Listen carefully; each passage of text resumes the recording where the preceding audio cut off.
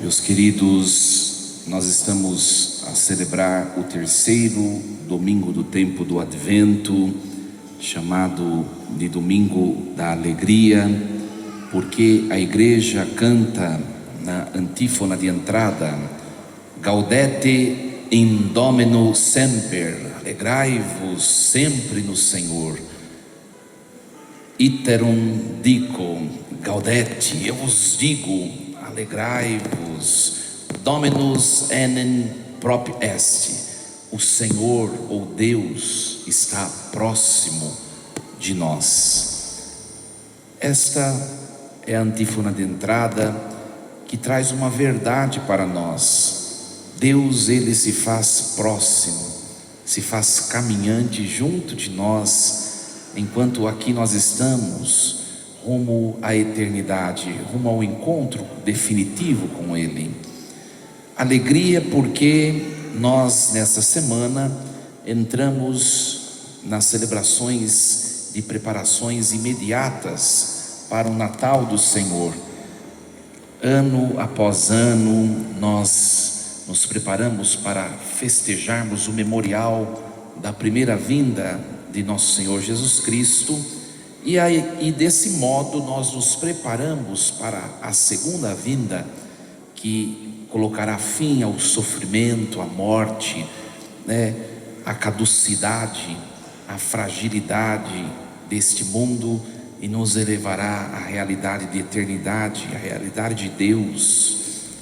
Nós ouvimos este evangelho que é bastante curioso, O evangelista Mateus, ele faz questão de enfatizar: João Batista já estava na prisão, E João, quando estava na prisão, ele ouve falar das obras que Jesus de Nazaré estava fazendo, e ele envia os seus discípulos para ir até Jesus e perguntar: és tu aquele que há de vir, ou devemos esperar outro? Algo curioso. Por quê? Porque João já estava preso, fora preso por Herodes, por denunciar o adultério que Herodes cometia, e já estava no fim da vida, João. Mas João manda esses de seus discípulos perguntar se Jesus é o Messias. Ora, mas nós vemos no Evangelho de João, logo no comecinho do Evangelho, que acontece aquele relato que Jesus está passando diante de João, e João reconhece Jesus e aponta Jesus como o Cordeiro de Deus, o enviado. Parece um paradoxo. João, ele apontou Jesus como Messias, e agora está preso, está com dúvidas. Na verdade, alguns teólogos acreditam que João não estava com dúvida sobre quem era Jesus. Acontece que os discípulos que ainda seguiam João, eles precisavam ter um encontro com Jesus. Então João como que manifesta certa dúvida, aparente dúvida, para que esses discípulos possam ir até Jesus e se deparar com esse encontro que vai transformar as suas vidas. Aqui uma realidade muito bonita, Porque lá atrás, quando João diz a Jesus: eis o Cordeiro de Deus, o Evangelho de João diz que muitos discípulos de João Batista deixaram de segui-lo e passaram a seguir Jesus, mas ainda há discípulos que não passaram a seguir Jesus. Nós aprendemos desse texto o seguinte: que cada pessoa tem o seu tempo para se encontrar com Deus, tem o seu tempo, o seu dia, a sua hora, e não é o nosso tempo. Às vezes nós queremos que os outros tenham as mesmas experiências com Deus como nós temos. Às vezes nós queremos que os outros façam experiência com Deus da mesma forma como nós fizemos. E isso não acontece, né? Lá atrás muitos discípulos seguiram Jesus, mas muitos ainda não. E está tudo bem, porque agora vai ser o momento derradeiro de encontro, porque João está preso. Ora, nós precisamos aprender a respeitar o tempo do outro. É Deus quem faz acontecer a conversão, a transformação. Se nós não temos condições de nos compararmos com outros e produzir um gráfico de quem é mais íntimo de Deus do que quem é mais íntimo um do que o outro, nós não sabemos, porque aquilo que pode ser dificuldade para mim, para o outro pode ser uma coisa insignificante, ele tira de letra. Aquilo que é dificultoso, desafiador para o outro viver no Evangelho, para mim pode ser tranquilo, e ainda assim está tudo bem. Cada um tem suas lutas, tem o seu tempo, cada um vai ter esse momento com Deus, minha gente, e de maneira diferente. O que nos cabe a partir desse testemunho de João é fazer como João, que estava até o último momento apontando o cordeiro. Nós vemos às vezes, por exemplo, mães, pais que rezam anos pela conversão de seus filhos, né? Tem o desejo de seus filhos estarem diante de Deus de maneira mais profunda, e quantas vezes bate o desânimo, né? Olhar e falar: nossa, faz tanto tempo que eu estou rezando por isso. Ora, João estava na prisão, e no último momento da sua vida, antes de ser degolado, ele apontou o cordeiro, né? Um exemplo de perseverança para nós, que muitas vezes desistimos das demoras de Deus, das demoras dos acontecimentos da vida. Um grande testemunho para nós. E quando os discípulos vão até Jesus, perguntam: és tu aquele que há de vir, ou devemos esperar outro, né? E Jesus responde: olha, vai lá contar para João o que vocês estão ouvindo e vendo. Ou seja, eles, quando chegam a Jesus, eles fizeram uma experiência de Jesus. Eu tenho certeza que eles partiram, mas eles não deixaram mais de seguir Jesus, né? É claro que o Evangelho não nos traz essa informação, mas eles ouviram e viram, eles experimentaram o poder de Jesus. E de contar a João, os cegos recuperam a vista, os surdos ouvem, os mortos ressuscitam, os pobres são evangelizados, né? Os paralíticos começaram a andar. Alguém que não seja Deus pode fazer o que vocês estão vendo e ouvindo? É claro que não, né? Então, minha gente, é uma questão de experimentar. Não adianta, nós precisamos entender que evangelizar não é proporcionar experiência com Deus ao outro. Evangelizar não é isso. Evangelizar é convidar o outro. Quem vai proporcionar experiência íntima de encontro com Deus é o próprio Deus, não nós. É a figura de João, né? Jesus vai dizer no finalzinho: o que vocês foram ver no deserto? Um profeta, né? Um rei, mas um rei não está no deserto, né? Não, vocês foram ver alguém que foi um mensageiro, que apontou o caminho, que convidou, e o encontro aconteceu. Um encontro de conversão aconteceu por meio de Jesus. Uma outra coisa que acontece aqui, né? Uma coisa interessante, que reflete aqui o movimento de conversão na vida humana, né? Eles vão até Jesus para buscar conhecer a Jesus, mas quando eles vão, o que acontece? Eles vão perguntar quem é Jesus, E depois a pergunta parece que ela se inverte.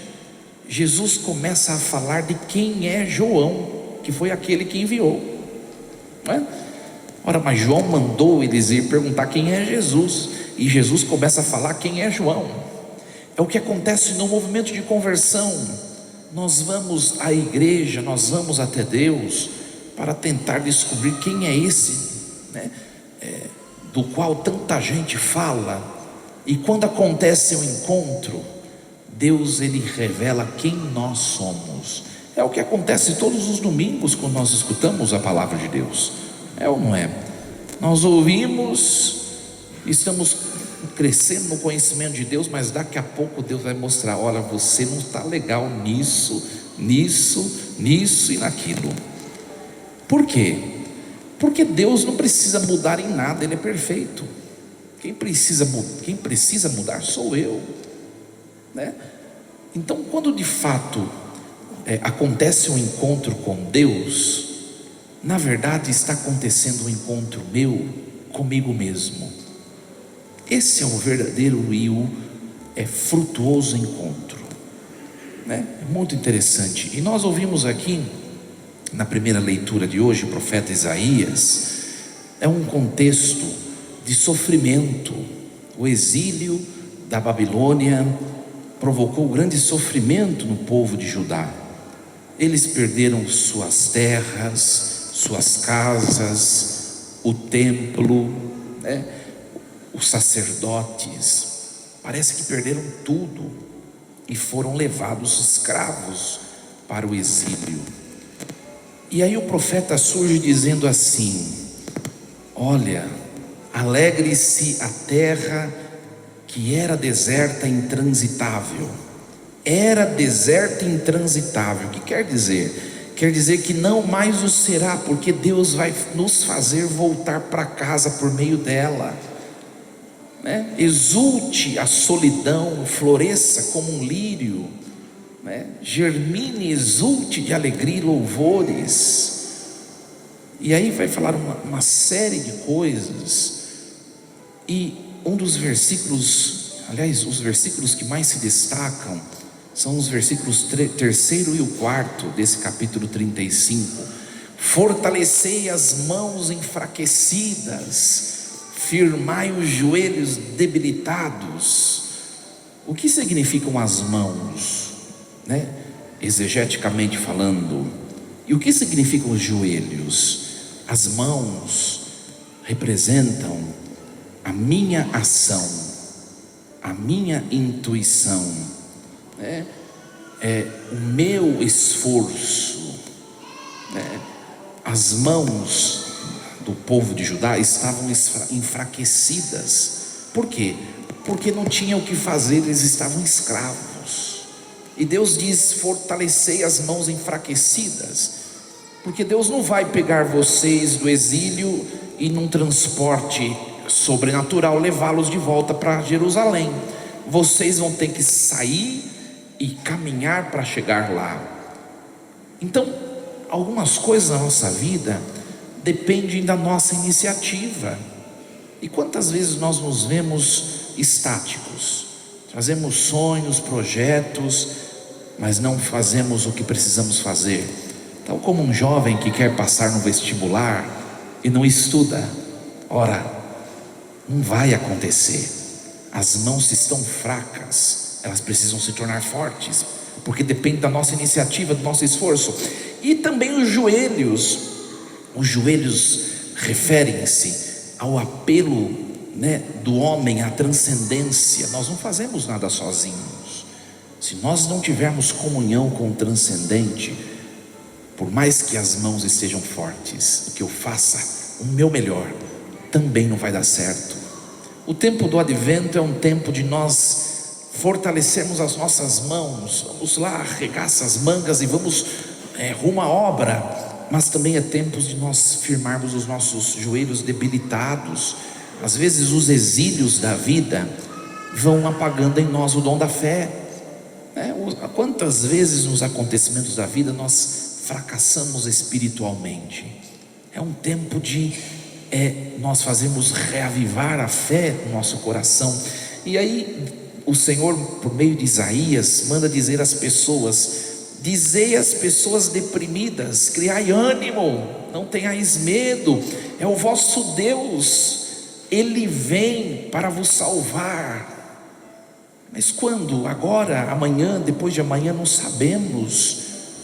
A certeza que nós precisamos levar é que Deus está caminhando junto de nós e vai dar certo, né?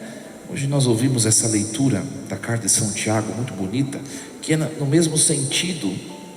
Tiago está escrevendo à sua comunidade e falando sobre a segunda vinda. Ficai firmes até a vinda do Senhor. E ele usa uma pequena parábola muito bonita. Olha o agricultor, ele está esperando o fruto da terra, né? Ele espera o precioso fruto da terra e ele fica firme até que caia a chuva do outono ou da primavera. Se não cair a chuva, não vai acontecer, não vai florir, não vai germinar. Mas quem plantou? Ele. O que nos cabe é plantar. A chuva não depende de nós, mas de Deus. Em tudo acontece isso. Ora, o que às vezes o pecado faz acontecer em nós? Ou nós não plantamos, ou nós plantamos e não esperamos a chuva. É preciso plantar, ou seja, fazer o que precisa ser feito, e é preciso esperar que Deus faça o que cabe a Ele. Nós não podemos querer tomar o lugar de Deus e deixar de fazer o que nos cabe. Espera, mas fica firme. Ora, se o agricultor não esperar, vai acontecer a chuva, vai começar a crescer, e ele não vai cuidar daquilo que ele começou a fazer, e vai se perder, que é o desânimo que acontece conosco muitas vezes no meio do caminho. Ficai firmes, diz São Tiago, fortalecei os vossos corações, porque a vinda do Senhor está próxima. Ficai firmes. Minha gente, é uma liturgia belíssima esse terceiro domingo do Advento, uma liturgia que nos mostra que Deus está cuidando de tudo, Ele faz a sua parte. Façamos nós a nossa e deixemos Deus ser Deus. Nós ouvimos esse salmo belíssimo que nos diz assim: o Senhor, Ele é fiel, não ontem ou somente hoje, mas Ele é fiel para todo sempre. E aí o salmista vai dizendo: Ele dá alimento aos famintos, Ele faz justiça aos oprimidos, abre os olhos dos cegos, faz erguer-se o caído, e vai dizendo que Deus, Ele está fazendo aquilo que é de sua competência. Pode tardar, mas não pode falhar, porque é Deus. Então hoje, peçamos ao Senhor, né? Talvez esses debilitados dos quais o Evangelho fala, os cegos, os surdos, né?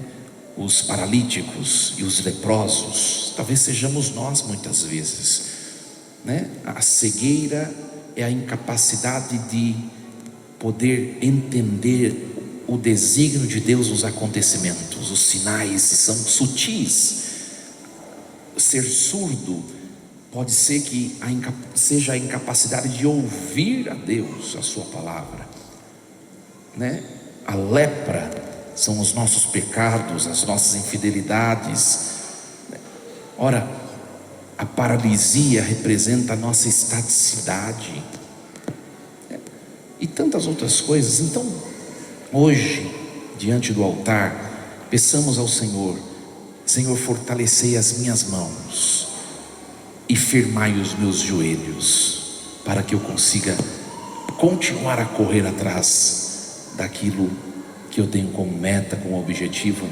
Que saiamos dessa igreja nesta manhã desse domingo, meus queridos, com o coração cheio de esperança, cheio de esperança. Que Deus assim nos ajude, o Senhor bom pastor possa mostrar a sua presença mostrar que está a nos salvar e a caminhar conosco.